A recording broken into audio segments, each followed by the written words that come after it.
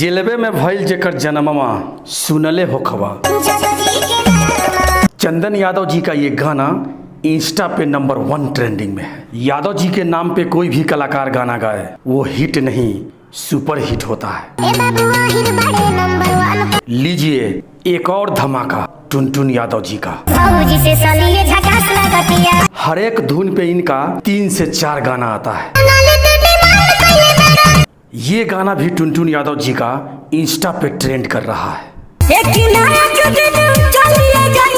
टुनटुन यादव को टक्कर देने लायक एकमात्र कलाकार है मसूरिया मेल यादव।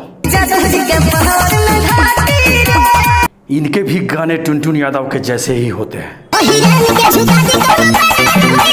चाहे गाना मसूरिया मेल यादव जी का हो, चंदन यादव जी का हो, कविता यादव जी का हो या सोनम यादव जी का हो, लेकिन वही आज के डेट में अगर आप YouTube पे सर्च कीजिएगा अहिरान गाना तो 100 में से 90 गाना टुनटुन यादव जी का आएगा। ये है यादव जी का पावर। धन्यवाद।